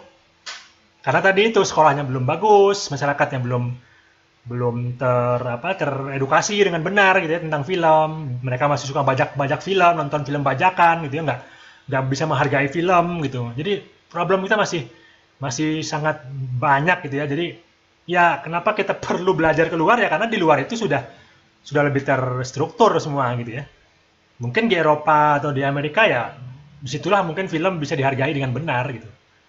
Kita kalau di Eropa nggak bisa nonton film bajakan seperti di Indonesia sekarang. Kita kan gampang banget ya nonton film bajakan. Karena emang di sini tuh sangat longgar gitu. Regulasinya longgar gitu kan. Kemudian ya apresiasinya juga nggak jelas. Karena tadi itu kita nggak punya sekolah film yang benar. Kita nggak punya pemimpin yang punya visi yang benar tentang film. Kalau Korea itu kenapa sekarang bisa maju filmnya? Karena itu masuk ke strategi budaya mereka. Jadi K-pop. Yang namanya drakor itu strategi budaya dari pemerintahnya gitu, bukan mau-maunya orang film, bukan. Orang film mah terserah aja pemerintah mau apa gitu, kita ikut aja sebenarnya sih. Cuman kan karena kita nggak pernah diarahkan apa-apa ya udahlah gitu, kita bikin semaunya kita juga akhirnya. Tapi kalau di Korea enggak, di Korea itu semua jelas gitu, mereka punya pemerintah yang jelas gitu mendukung film, mendukung itu benar-benar mendukung, mulai dengan mengurangi pajak, mulai dengan memberikan fasilitas, bukan sekedar memotong dari pajak bioskop gitu ya. Ini sorry banget ya kalau di kita masih ya begitulah gitu. Jadi belum jadi industri. Makanya agak susah kita bicara film di Indonesia sebenarnya. Karena banyak banget hal-hal yang mendasar dia dihargai di sini. Saya yakin kita masih banyak yang nonton film bajakan sampai hari ini. Dan kita nggak merasa bersalah kan. Ya karena itu tidak diedukasi gitu. Beda ketika saya di Eropa gitu ya, nggak ada tuh orang yang berani nggak ada yang berani nonton film itu, nggak berani. Kenapa? Kalau ketahuan malu banget mereka dan dihukum gitu. Kalau kita kan ya sorry banget gitu. Orang-orang yang mengerti pun mungkin nggak ada masalah dia nonton bajakan. Bahkan lucu nih, paling lucu banget nih ketika satu waktu ada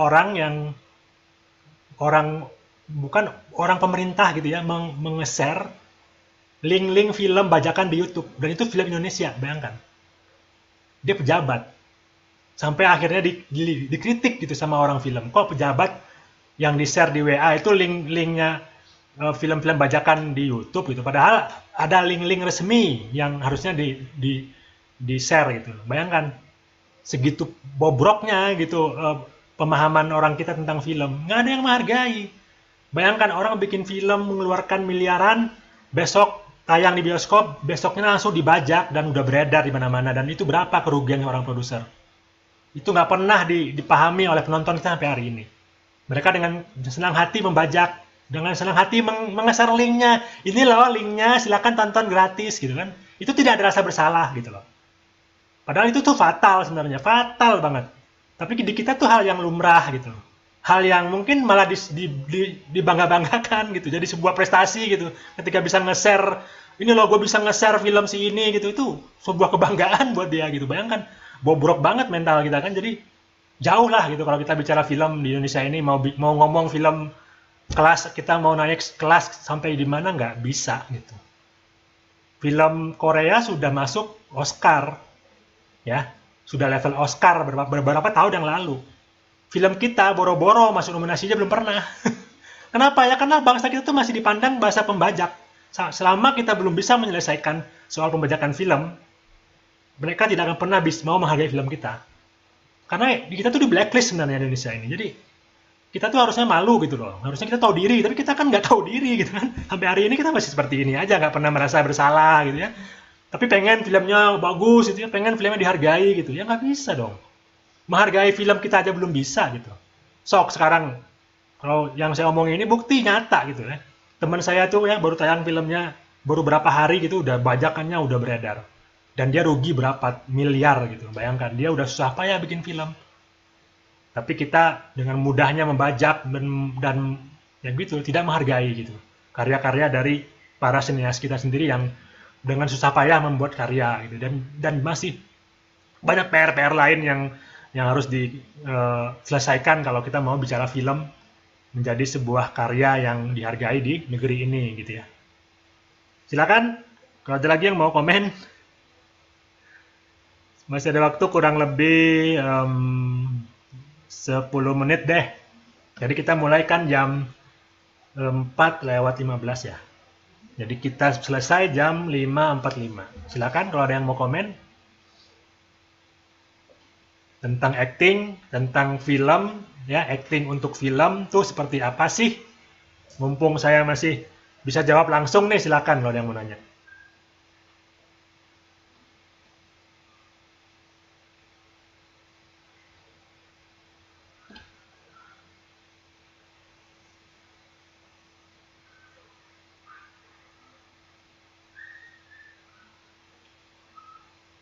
Jadi untuk bisa memahami acting film, caranya paling mudah adalah banyak-banyak nonton film. Tapi yang ditonton film yang standarnya ya, kalau saya sih suka nonton film, saya selalu cek dulu ini film pernah dapat penghargaan nggak gitu. Saya tidak lihat filmnya laku atau enggak, tapi saya lihat dulu pertama dapat menang festival nggak misalnya. Biasanya kalau film-film yang menang festival itu film-film yang punya kualitas yang baik lah ya. Jadi tidak selalu film-film yang laku gitu. Jadi kalau di Indonesia coba dicek apakah filmnya itu masuk nominasi FFI misalnya. Kalau film Hollywood coba apakah dia dapat nominasi Oscar misalnya. Kalau film Eropa coba dicek masuk di festival Berlin kah, masuk di festival film di Prancis kah, atau festival film di Inggris kah. Itu cara kita untuk memilih film-film yang secara acting bagus gitu ya. Karena film Hollywood pun banyak yang bagus, tapi mungkin nggak semuanya actingnya bagus, ya. Karena udah pakai bintang biasanya. Kalau bintang kan pertimbangannya bukan lagi acting ya, tapi adalah komersil. Jadi film itu selalu harus dilihat tadi dari sisi actingnya, berarti dari sisi produksinya gitu. Jadi biasakan untuk mencari referensi film-film festival ya, yang menang festival. Itu biasanya dari sisi acting sudah beres lah ya, karena juri-juri festival itu biasanya orang-orang film yang ngerti film, dan mereka pasti akan sangat terganggu ketika film itu actingnya jelek ya.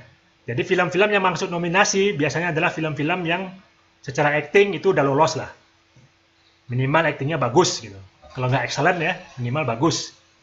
Tapi kalau film-film yang menang ya, pemenang Oscar misalnya, atau pemenang Citra, itu otomatis actingnya udah bagus banget. Jadi cari itu, tonton itu, dan kalau perlu nontonnya jangan sekali gitu ya, berulang kali gitu, untuk bisa mendapatkan feel tadi.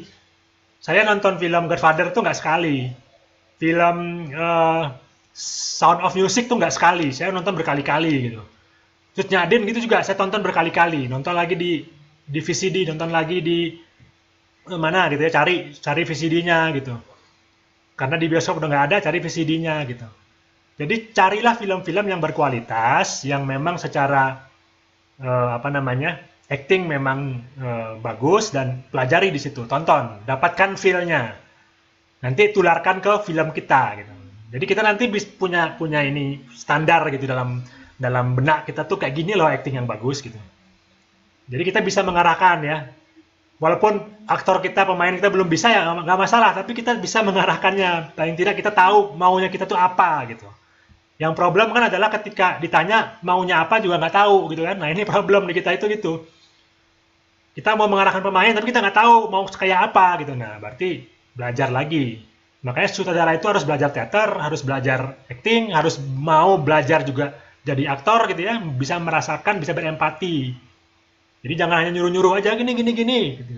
Contohnya gimana? Nggak bisa gitu. Makanya seorang aktor harus bisa sedikit lah ya. Bagaimana mengolah mimik gitu ya, bagaimana menerjemahkan naskah itu gimana. Kemudian memberikan trik-trik supaya bisa pemain itu masuk ke karakter itu gimana. Ya harus tahu gitu. Pengetahuan tentang acting harus punya ya seorang sutradara juga. Jadi nggak boleh misalnya sutradara hanya mengandalkan kalau sekarang tuh kebanyakan pakai ini lagi gitu, pakai penata acting lagi gitu ya. Walaupun itu nggak masalah, tapi tetap sutradara punya pemahaman juga tentang acting yang benar itu. Mas Iqbal, saya mau tanya tentang referensi film ya. Kalau saya kan misalnya waktu di Eropa kan sering nonton Art Plus ya, Art Plus lah misalkan. Itu kan filmnya bagus-bagus tapi kayaknya nggak jarang masuk ke festival ya, karena itu kan memang sengaja untuk lebih pada seni yang memang kalau bahasa Prancisnya lah seni untuk seni gitu. Tapi kadang-kadang juga mereka nggak peduli dengan dengan piala atau itu yang kosmetik seperti itu saya minta masukan, karena itu kalau sempat lihat art plus kan seperti itu. Yang kedua, saya beruntung ya sekarang nih nonton Netflix, kemudian saya juga Mola berbayar ya semuanya, itu dapat film-film yang tadi Mas Iqbal bilang, yang kadang-kadang kan kita nyari reference ke film kemana, ke festival kan belum. Sementara itu udah muncul 2022 aja udah beredar di Netflix kan, dan itu juga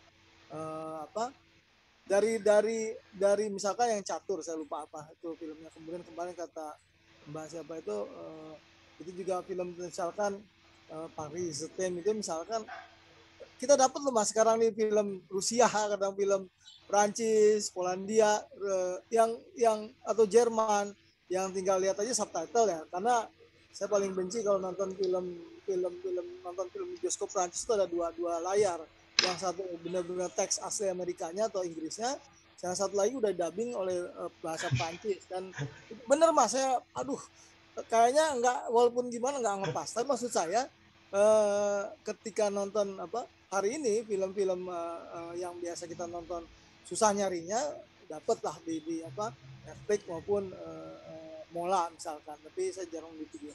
Artinya apa ya, kekayaan knowledge kemudian rasa akhirnya dapat feel setiap satu negara kan pasti beda Mas, dan itu menurut saya menjadi nuansa. Cuman yang sekarang saya lagi coba kejar adalah nggak hanya konsumsi tapi memproduksi film. Itu aja Mas, makasih.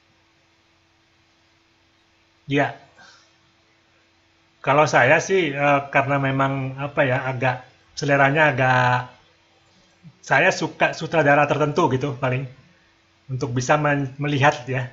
Karena gini, jarang sih sutradara itu ya, kalau yang udah bagus, jarang dia bikin karya yang cuman pertimbangan pasar, jarang banget. Saya suka banget Quentin Tarantino misalnya. Jadi coba cari film-filmnya Quentin, itu dia bikin film nggak banyak. Tapi setiap film yang dia buat itu silakanlah dirasakan aja. Coba rasakan aja, karena pasti beda-beda ya kita pasti. Tapi yang jelas kalau bagus itu nggak bisa ditolak gitu ya, karena pasti bagus gitu. Cuma kalau selera ya mungkin itu kembali ke masing-masing. Tapi kalau bagus, Quentin tuh bagus.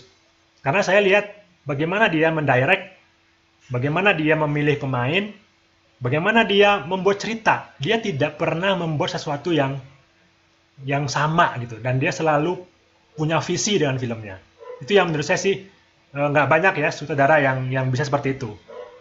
Dia bikin apa yang dia pengen, bukan yang produser pengen.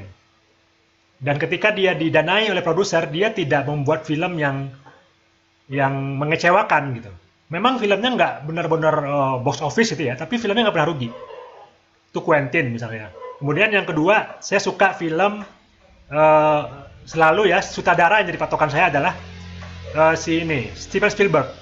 Cek aja lah film-film dia. Jadi nggak pernah film dia mengecewakan. Mau filmnya cerita tentang apapun, dia buat itu dengan sangat-sangat apik ya, dengan standar yang tinggi.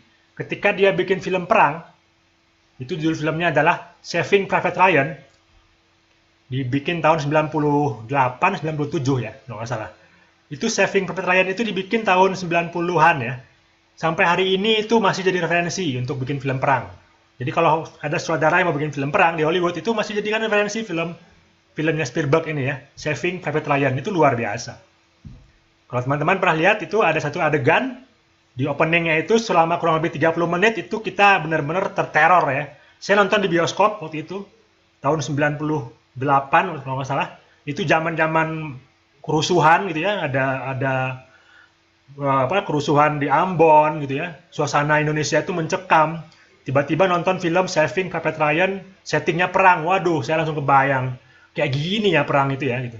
Kita nggak bisa main-main kalau udah masuk ke medan perang tuh kayak gini gitu. Bayangkan nonton di bioskop dengan kondisi seperti itu. Jadi luar biasa banget dampak ke sayanya gitu ya. Saya sampai gimana waktu itu ya, sampai nggak gimana ya. sampai nggak kebayang gitu nih kok bisa gitu orang bikin film kayak gini gitu. Gimana cara dia berpikir? Saya sampai mikir gimana cara dia berpikir? Gimana cara dia bisa membuat sebuah adegan seperti ini? Itu real banget. Kita benar-benar kayak dimasukkan ke dalam medan pertempuran gitu. Belum pernah saya lihat sebuah film yang berhasil membuat penontonnya itu merasa berada di dalam sebuah, dan itu benar-benar mencekam sekali, dan itu ya susah lah ya pengalaman itu kalau kita tidak pernah bisa merasakannya. Karena kalau teman-teman nonton Saving Private Ryan itu di TV atau nonton di laptop gitu ya atau di handphone itu nggak dapat apa-apa. Beda banget kalau nontonnya di bioskop ya, itu mencekam dan kita kayak benar-benar di bioskop tuh nggak bisa bergerak lah gitu ya. Saking kita tuh dibawa dengan suasana yang dahsyat ya.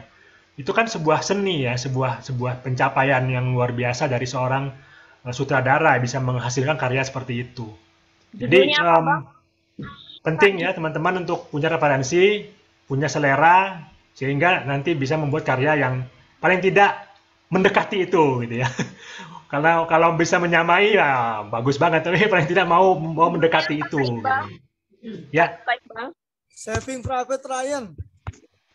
Oh iya yang Private Ryan ya. Ya, itu satu-satu film perang yang dibuat oleh Spielberg ya itu. Sebelumnya kan dia bikin film Jurassic Park ya. Sebelumnya lagi bikin film E.T. Itu kan tema-temanya beda-beda terus. Tapi setiap dia bikin film itu nggak ada yang nggak laku. Karena dia membuat film nggak banyak, tapi selalu film-filmnya bagus. Jadi cara untuk mencari referensi adalah cari sutradara yang bagus, ikuti karya-karyanya. Saya gitu sih. Jadi saya nggak terlalu melihat tema ya, tapi saya lihat sutradaranya gitu. Karena biasanya karya-karya itu konstan mereka. Tapi ngapain Steven Spielberg bikin film Jurassic Park 1, 2, 3 akhirnya kan tereduksi kan? Enggak Mas, kalau yang 2 udah nggak dia lagi. Dia cuma yang pertama setahu saya sih. Yang kedua itu kalau nggak salah itu udah dibeli sama PH-nya dan PH-nya udah nyari sutradara lain karena si Spielberg nggak mau bikin film yang sama.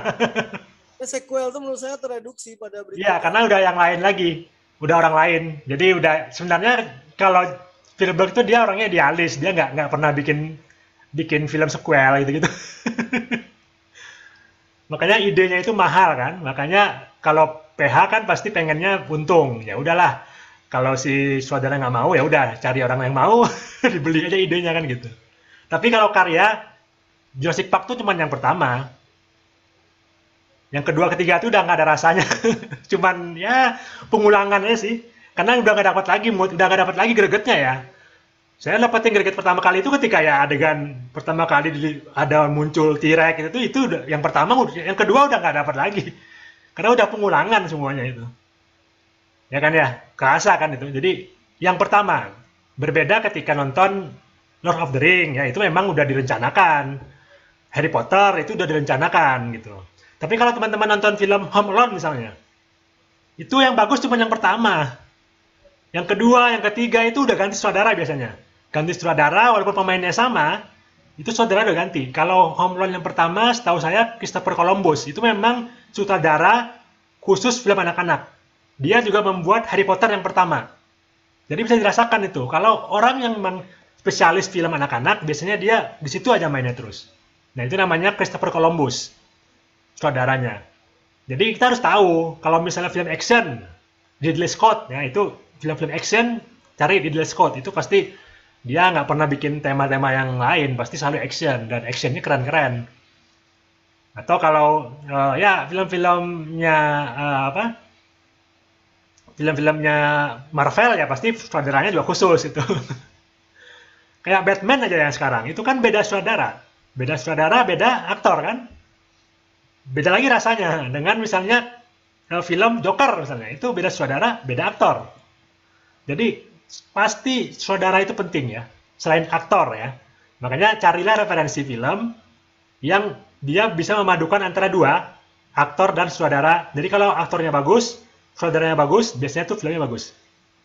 Jarang ya aktornya bagus, sutradaranya bagus, film yang jelek itu jarang banget. Karena itu udah panduan paket paling top itu. Ya, aktor bagus didirect oleh sutradara yang bagus. Itu udah paket paling top itu dari sebuah film. Jadi biasakan cari referensi dari nama sutradara. Pasti nggak mengecewakan lah kalau saya sih.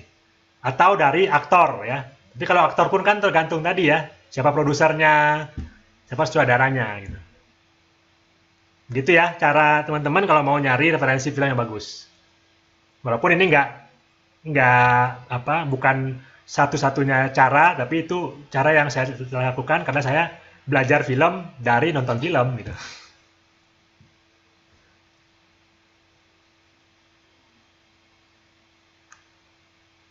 Oke ya, udah sore juga nih. Mungkin di tempat teman-teman juga udah hampir malam juga. Saya tutup aja nih pertemuan kita di sore hari ini. Semoga bermanfaat ya. Yang sedikit ini nanti kalau ada hal yang bisa saya share akan saya share lagi di grup. Silakan nanti teman-teman juga kalau ada yang mau ditanyakan juga boleh di grup, boleh ditanya lagi. Mungkin tadi belum dapat nih pertanyaan atau belum nemu pertanyaan itu ya nggak masalah. Kita masih panjang waktunya ya. Tolong teman-teman setiap materi coba dipahami aja dulu gitu ya. Walaupun mungkin banyak yang belum paham tapi coba dipahami aja. Dan materi kita kan banyak banget ya, makanya kadang-kadang ya perlu teman-teman ini juga gitu, cari juga sendiri referensi gitu. Jangan hanya mengandalkan dari yang saya sampaikan. Apalagi acting ya, acting ini kan luar biasa sebenarnya, banyak banget yang bisa kita kupas dari acting gitu ya. Tapi sementara ini saya hanya bisa bicara tentang acting untuk film dan ingin sedikit sharing tentang referensi film yang baik gitu ya. Supaya teman-teman juga bisa sambil ngisi waktu mungkin dengan mencari, mulai hari ini teman-teman harus mulai belajar mengubah selera gitu ya. Kalau seleranya selama ini masih belum bagus, coba belajar mencari film-film yang lebih berbobot lah gitu. Jadi nontonnya nggak rugi gitu. Ya kan? Kalau saya memang punya kebiasaan yang aneh, nonton film berulang-ulang, film yang sama. Tapi saya merasa itu lebih baik daripada nonton film yang saya nggak tahu, tapi nanti jelek, saya nyesel nontonnya gitu. Mending saya nonton film yang saya tahu udah bagus, tonton ulang lagi gitu. Nggak tahu, bisa dapat yang baru lagi setiap nonton yang kesekian itu. Jadi ada makna baru yang saya temukan lagi gitu ketika nonton film. Saving Private Ryan itu ya itu film yang paling sering saya tonton sampai saya nemu bloopernya gitu. Bayang nggak? Ada bloopernya di film itu dan itu nggak disadari oleh editornya. Satu adegan itu ada kameramennya masuk di film itu. Dan saya nemu itu dan saya pause, saya langsung foto. Ini nih ada adegan ada kameramen masuk di adegan perang filmnya Saving Private Ryan, bayangin. Itu film Hollywood mahal tapi ada bloopernya gitu. Karena Ramennya masuk ke dalamnya, bayangkan. Itu saya nemu sampai karena saya sering banget nontonnya berulang-ulang. Saya tonton di TV gede waktu itu. Saya beli DVD-nya, saya tonton di TV gede. Saking saya suka banget film-film itu, saya ulang-ulang nonton, nemu tuh bloopernya. Oh, Ya karena masa? tadi itu, karena saya punya hobi seperti itu, saking ngefansnya gitu ya, dengan karakter-karakter di film itu. Dan itu akhirnya menginspirasi saya bikin film-film lain dengan terinspirasi dari film-film itu gitu. Jadi nggak apa-apa sih kita punya inspirasi selama masih belajar gitu ya, tidak memplagiat enggak, tapi terinspirasi itu boleh. Makanya saya belajar film dengan cara seperti itu gitu. Memang nggak sekolah film sih, tapi cara saya seperti itu. Dan ya alhamdulillah dengan cara seperti itu saya bisa bikin film layar lebar. Jadi banyak cara lah ya untuk bisa berkarir di dunia film di Indonesia ini ya. Begitu mungkin mohon maaf kalau banyak yang kurang gitu ya, yang silap-silap kata. Tapi semoga yang sedikit ini bisa bermanfaat ya dan tetap semangat teman-teman, tetap sehat ya semuanya. Kita masih panjang nih, masih ada 1 bulan lagi ke depan kurang lebih kita masih berbicara tentang film ya. Oke, kita tutup dengan hamdalah dan assalamualaikum warahmatullahi wabarakatuh. Alhamdulillah. Terima kasih, Pak Iqbal. Waalaikumsalam. Terima kasih.